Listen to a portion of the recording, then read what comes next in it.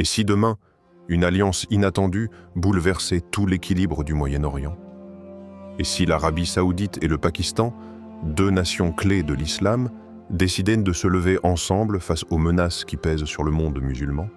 Une question qui, à première vue, semble sortir d'un scénario de film géopolitique, mais qui, aujourd'hui, commence à résonner avec une étrange réalité. Les salons dorés de Riyad et les couloirs discrets d'Islamabad bruissent de rumeurs. Les analystes militaires le murmurent, les chancelleries occidentales s'agitent, une nouvelle équation de puissance pourrait naître sous nos yeux. À Tel Aviv, l'atmosphère est lourde. Netanyahou le sait, ses conseillers aussi. Une alliance entre Riyad et Islamabad ne serait pas une simple coopération militaire. Non, ce serait une onde de choc, un séisme stratégique, un bouleversement dont les répercussions dépasseraient la région. Car derrière l'apparente neutralité des diplomaties, une vérité brute s'impose. L'Arabie saoudite détient le cœur spirituel du monde musulman et le Pakistan, la puissance nucléaire. Ensemble, ils formeraient un axe inédit, où foi et force se rejoindraient. Imaginez les conséquences. Une armée financée par la richesse énergétique du Golfe, protégée par l'ombre d'un arsenal nucléaire. Comment réagirait Israël, l'Occident, ou même les rivaux régionaux? Les cartes seraient redistribuées. Mais ce n'est pas seulement une question de stratégie militaire. C'est aussi un récit spirituel, car lorsqu'Allah décide de rapprocher les cœurs, aucun calcul politique, aucune manœuvre d'espionnage, aucune menace internationale ne peut empêcher ce qui est écrit. Tel un orage qui gronde à l'horizon, cette alliance pressentie fait trembler les certitudes. Et au milieu de ce tumulte, une vérité résonne. Le monde s'apprête peut-être à vivre une rupture historique. L'Arabie saoudite et le Pakistan. Deux nations liées depuis des décennies par une fraternité que beaucoup ont sous-estimée, mais qui aujourd'hui refait surface avec une intensité nouvelle. Riyad, gardienne des deux lieux saints de l'islam, porte un poids symbolique et spirituel incomparable.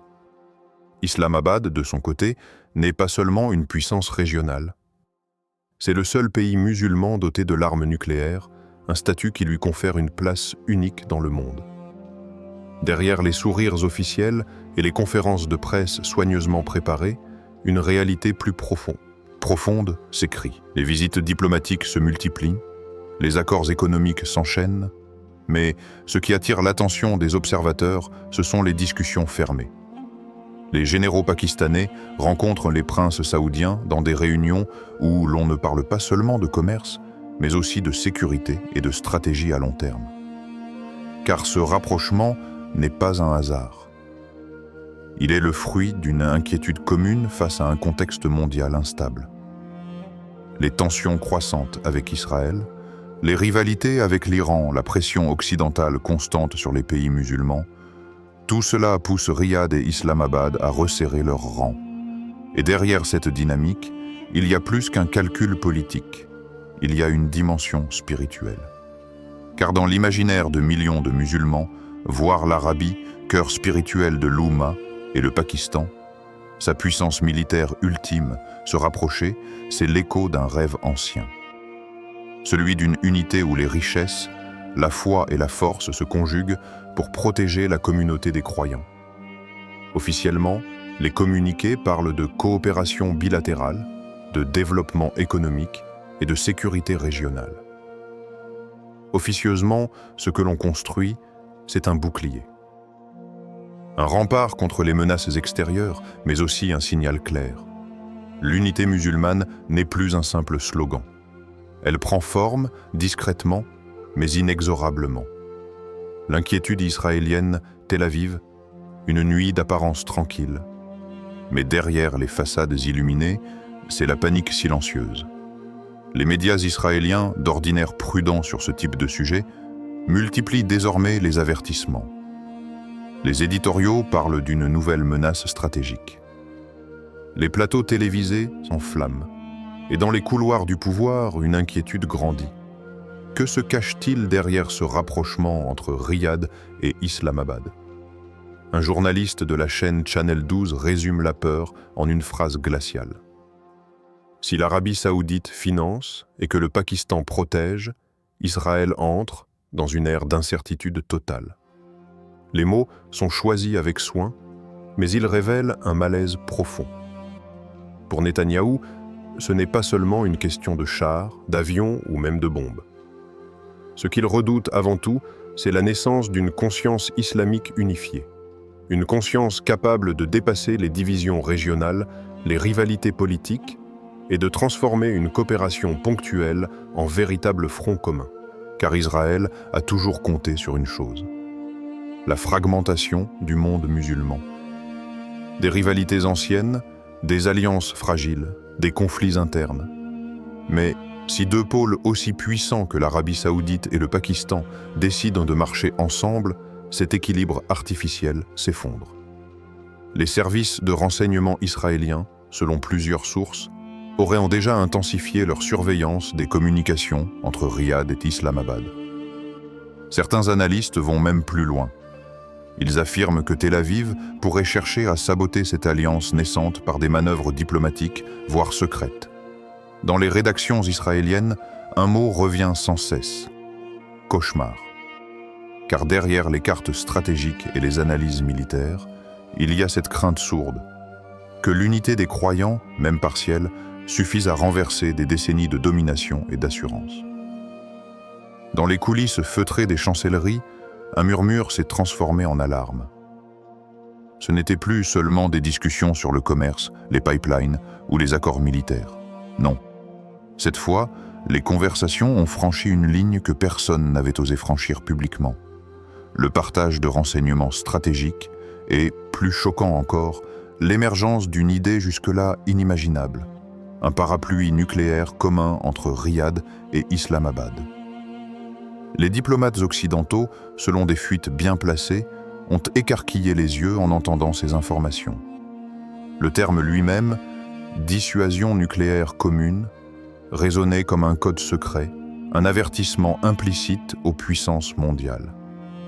Car si cette alliance prenait forme, Israël, les États-Unis et leurs alliés seraient confrontés à une réalité qu'ils n'avaient jamais envisagée. Une force musulmane capable de défendre sa souveraineté par des moyens stratégiques inédits. Mais ce qui rend ce rebondissement encore plus dramatique, c'est la discrétion avec laquelle il s'est produit. Aucun communiqué officiel, aucune déclaration publique. Seulement des réunions fermées, des accords chuchotés, et une poignée de décideurs qui comprennent la portée de ce qui se trame. Chaque mot prononcé, chaque note écrite est pesée avec soin, car une erreur pourrait déclencher un chaos diplomatique mondial. Les analystes appellent cela la première étape d'un basculement stratégique. Mais au-delà des calculs militaires, il y a une dimension symbolique qui échappe aux observateurs traditionnels. C'est l'idée que des nations musulmanes pourraient unir foi, technologie et stratégie pour créer une protection collective. Ce rebondissement transforme l'histoire. Ce qui n'était qu'une coopération bilatérale devient un signal clair. L'unité musulmane n'est plus un rêve théorique, mais une hypothèse tangible. Et pour ceux qui surveillent la région depuis des décennies, cette hypothèse suffit à semer la panique. Ce rapprochement entre l'Arabie saoudite et le Pakistan dépasse largement les cartes et les stratégies militaires. Il ne s'agit pas seulement d'alliances de puissance, de chiffres ou d'arsenaux. C'est une leçon silencieuse mais puissante. L'unité des croyants, lorsqu'elle se concrétise dans les actes, devient une force capable de faire trembler même les nations les plus arrogantes et les puissances les mieux armées. Dans le Coran, Allah rappelle cette vérité essentielle. Ne vous divisez pas, rappelez-vous du bienfait d'Allah qui vous a unis. Sourate Al-Imran, 103. Ce verset n'est pas seulement une exhortation morale. C'est une clé pour comprendre comment la cohésion et la fraternité peuvent transformer la peur en respect et l'oppression en équilibre. Quand les cœurs se rapprochent, les barrières politiques s'effacent et les alliances stratégiques prennent un sens bien plus profond que la simple survie ou la domination. Observer Riyad et Islamabad se rapprocher, ce n'est pas seulement suivre un événement géopolitique. c'est percevoir un symbole vivant de ce que peut devenir une communauté guidée par la foi et la conscience. Cette union pressentie rappelle que la vraie puissance ne réside pas seulement dans les missiles ou l'or, mais dans la cohésion, le respect mutuel et la responsabilité partagée. Et ce rapprochement provoque un écho inattendu. Il nous invite, nous aussi, à réfléchir sur notre propre unité, dans nos familles, nos communautés, et même dans nos sociétés. Si un peuple peut se lever ensemble pour une cause juste et noble, combien plus une Oumma consciente de ses responsabilités envers Allah peut-elle influencer le cours de l'histoire? Au-delà des analyses stratégiques, au-delà des calculs militaires, ce rapprochement devient un miroir spirituel. Une invitation à réaliser que l'unité sincère, fondée sur la foi et la justice, peut véritablement changer le monde. Le mystère qui plane. Les observateurs du monde entier retiennent leur souffle, car derrière les annonces diplomatiques et les gestes de politesse, une question persiste, lourde de promesses et de menaces. Cette alliance entre l'Arabie saoudite et le Pakistan, est-ce un simple accord tactique ou le prélude à un basculement historique? Dans les salons feutrés de Riyad et d'Islamabad, les discussions continuent, mais le secret reste entier. Peu d'informations filtrent et chaque fuite est minutieusement analysée par les analystes internationaux. Les regards se tournent vers le Moyen-Orient avec une curiosité mêlée d'inquiétude. Si cette coopération se transforme en un front durable, capable d'unir foi, stratégie et puissance militaire, alors l'équilibre mondial tel qu'on le connaît pourrait changer du tout au tout. Ce mystère nourrit à la fois fascination et peur. Car une force commune de défense musulmane, symbolique et réelle à la fois, serait une première depuis des décennies. Elle ne se limiterait pas à des manœuvres militaires ou à des alliances éphémères. Elle incarnerait un idéal, celui d'une Oumma capable de protéger ses valeurs, sa foi et son peuple dans un monde instable. Mais ce qui intrigue le plus, c'est l'incertitude. Les intentions restent voilées. Est-ce un geste défensif, dicté par la prudence, ou un signal clair aux puissances mondiales, une manière de dire « nous ne sommes plus divisés et nous sommes prêts à agir ensemble ». Chaque décision, chaque déplacement diplomatique, chaque déclaration publique ou privée devient un indice dans ce puzzle complexe. Et au cœur de ce mystère plane une vérité spirituelle que peu osent mentionner. L'unité guidée par la foi transcende la peur et la stratégie. Dans le silence des chancelleries, dans l'attente des prochaines étapes, une question reste ouverte, lourde de sens et de potentiel. Le monde est-il prêt à voir naître cette force collective? Et si oui, que cela signifierait-il pour l'histoire, pour la foi et pour ceux qui observent avec espoir et crainte? Conclusion impactante. Le monde entier observe. Les chancelleries occidentales analysent, les médias mondiaux commentent, les puissances militaires recalculent leurs stratégies. Pourtant, au-delà des cartes géopolitiques et des jeux de pouvoir, une vérité immuable émerge.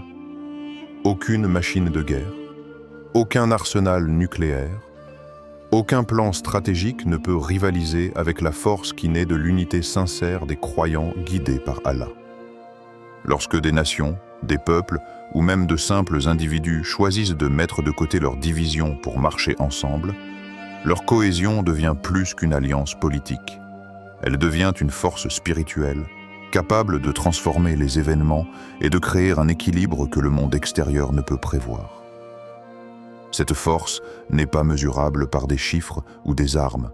Elle se lie dans le courage, la foi et la conscience partagée que tout est entre les mains d'Allah. Frères et sœurs, il est temps de réfléchir à ce que signifie réellement cette unité.